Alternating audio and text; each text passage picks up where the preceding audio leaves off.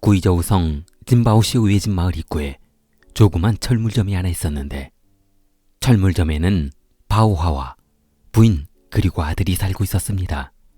바오화는 인근 산골짜기에서 이주해왔는데 장사는 생각보다 잘 안 되었습니다.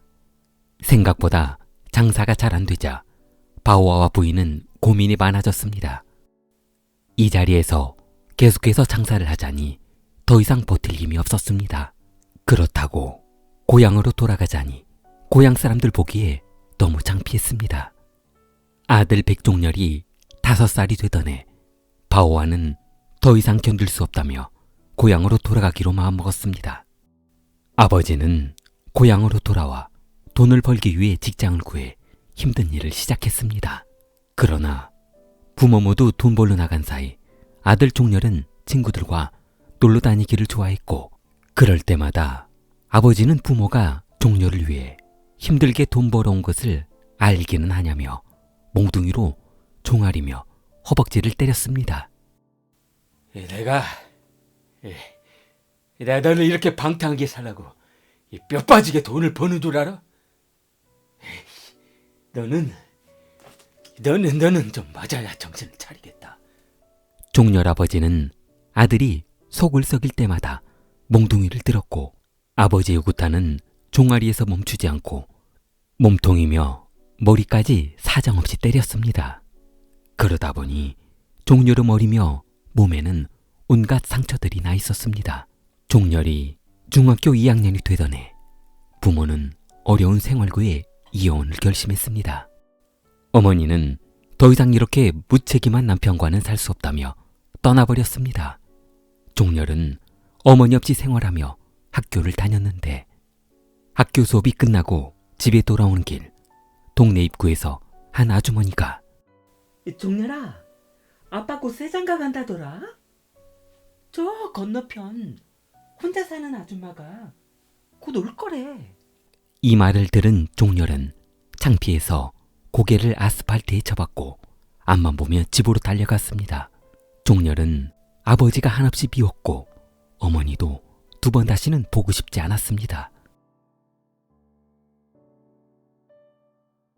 종렬이 학교 수업이 끝나고 종렬아, 심심한데 PC방이나 가자. 종렬은 집에 가봐야 꼴도 보기 싫은 아버지밖에 없었고 툭하면 본인을 구타하는 아버지와 같이 있기 싫었습니다. 에이구, 그래. 거기나 가자. 집에 가봐야 뭐 좋을 것도 없고. 종렬은 친구들과 PC방에 놀러 다니다 보니 그 생활이 너무 좋았습니다. 공부할 필요도 없고 누가 뭐라고 하는 사람도 없고 모든 것이 본인이 원한 대로 실행되는 행복한 세상이었습니다. 명절에도 집에 돌아오지 않고 PC방에서 날을 새며 게임을 하고 집에 돌아오지 않았습니다.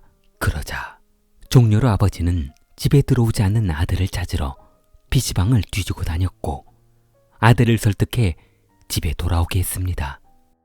2008년 종렬은 고등학교에 입학했고 나름 공부에 열중하며 한참 착실히 학교를 잘 다녔습니다.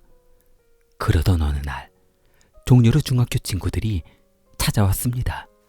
종렬아, 네가 무슨 공부야? 야, PC방이나 가자. 종렬은 또다시 친구들과 어울려 PC방에서 숙식을 했고 결국 고등학교 1학년에 출석일수 부족으로 학교에서 퇴학을 당하고 말았습니다. 학교를 그만둔 종렬은 인근 구멍가게에서 이런저런 심부름을 하며 지냈습니다. 최근 종렬은 날을 새고 돌아와 입고 있었던 옷을 헌옷으로 갈아입었었는데 이런 일이 한두 번이 아니었습니다. 날을 새고 돌아오는 날이면 어김없이 나갔다 왔던 옷을 헌옷으로 갈아입었습니다. 할아버지는 그때마다 손자가 걱정되기는 했지만 어머니 없이 자란 손자가 상처를 받을까봐 험한 소리도 하지 못했습니다. 그러나 할아버지는 너무 오랫동안 집에 들어오지 않는 손자가 걱정되었습니다. 이거 이놈이 집 나간 지가 넉 달이 되다 가는데 도대체 뭐하고 다니는 거야 이거? 아휴, 이놈 밥은 먹고 다니나 몰라. 사실 종렬은 중학교 동창생 3명과 새로운 사업을 구상하고 다녔습니다.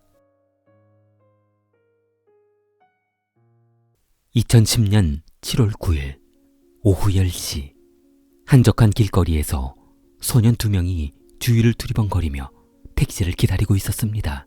한참을 기다리던 소년 앞으로 택시가 다가갔고 아저씨, 나는 플로우요. 타세요. 소년 한 명은 주위를 두리번거리며 택시에 올라탔고 택시기사는 학생을 태우고 목적지로 출발했습니다. 그러나 목적지에 다다르자 손님은 집에 걸어가기가 힘드니 더 안쪽으로 들어가 달라며 아저씨, 저 집까지 걸어가려면 무서워요. 조금만 더 쪽으로 들어가 주세요. 차비는 제가 더 드릴게요. 택시기사는 인적이 없는 곳이라 조금 무섭기는 했지만 손님이 요금을 더 준다고 하니 조금 더 깊이 들어가 주었습니다. 그때 종렬은 택시기사 목에 칼을 들이대며 가만히 있어. 그렇게 잘못 움직이면 가족 영영 못 보낼 수가 있어. 두 사람은 택시기사에게 가진 돈을 모두 내놓지 않으면 죽이겠다고 협박했습니다. 목에 칼이 들어오자 택시기사 양씨는 겁이 났지만 하루 종일 번 돈을 허무하게 빼앗기고 싶지는 않았습니다. 양씨는 거친 반항을 했으나 종렬과 일당의 칼을 피할 수는 없었습니다. 종렬은 택시기사를 살해한 후 트렁크에 실었습니다. 그리고 돈통에 있던 돈 68,000원을 챙겼습니다. 야, 그러지 말고 이거 흔적을 남기지 말고 연못에 팍 받쳐버리자. 친구가 택시를 연못에 빠뜨리고 도망가자고 하자 잠깐. 그러고 보니까 우리가 이렇게 힘들게 돈을 벌 것이 아니라 이 택시를 이용하면 될 거 아니야? 2010년 7월 12일 오후 5시 종렬은 고양시 시내를 운전하며 손님을 찾아다녔습니다. 한참을 돌아다니던 두 사람은 오후 8시 택시를 타려고 기다리던 한 여성을 보았습니다. 아가씨, 어디까지 왔어요? 홍미아오 스즈루커요. 타세요. 황고민은 택시기사가 유난히 젊어 보였으나 별 의심 없이 올라탔습니다. 그런데 앞좌석에는 다른 손님 한 사람이 타고 있었고 합석이에요? 이 손님도 그쪽 방향이거든요. 조금만 가다가 이분 내려드리고 가면 돼요. 택시는 도시를 빠져나와 산업도로를 올라타더니 지진현 신라강 쪽으로 갔습니다. 신라강에 멈춰선 택시는 네가 먼저 해. 저번엔 내가 먼저 했잖아. 야, 너 그런 것도 기억하고 있었어? 종렬은 뒷좌석에 잠들어 있던 황우민에게 다가갔습니다. 차문을 열고 그녀를 끄집어냈습니다. 에이, 아저씨 일어나봐. 그렇게 조심성이 없어가지고. 에이, 지갑 열어봐.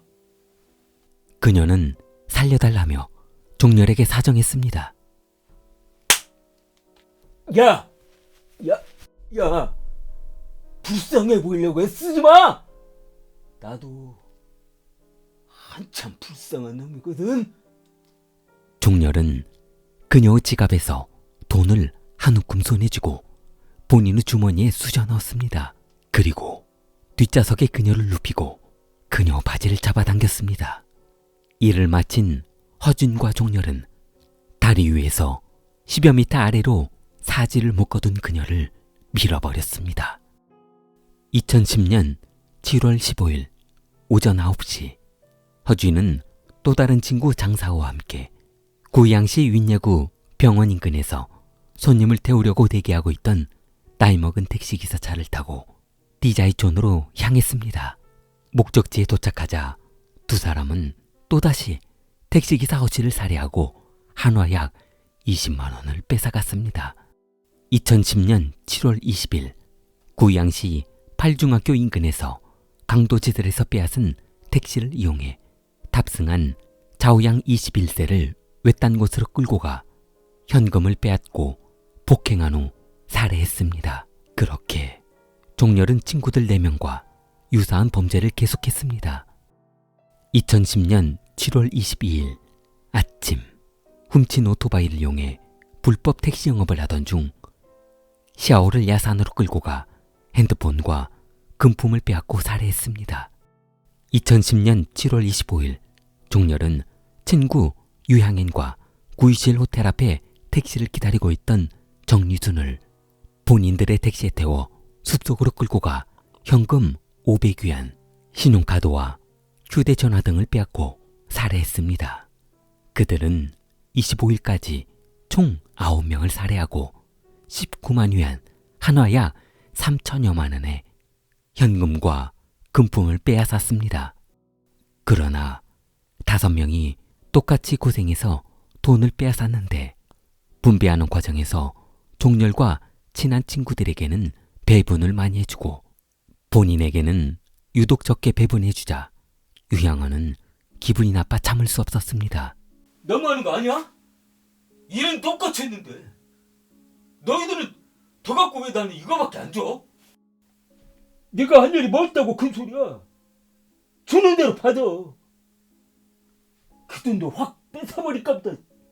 향연은 그렇다면 혼자만 이런 정신적인 고통을 당할 수 없다며 경찰에 자수할 테니 너희도 한번 당해보라며 마음속으로 다짐했습니다. 다음날 향연은 경찰에 자수했습니다. 경찰은 그렇지 않아도 최근 실종 사건이 많이 발생해 골치가 아팠었는데 범인이 자수를 해오니 황당할 뿐이었습니다. 경찰은 유향연과 같이 범인들이 숨어있는 아지트로 향했습니다.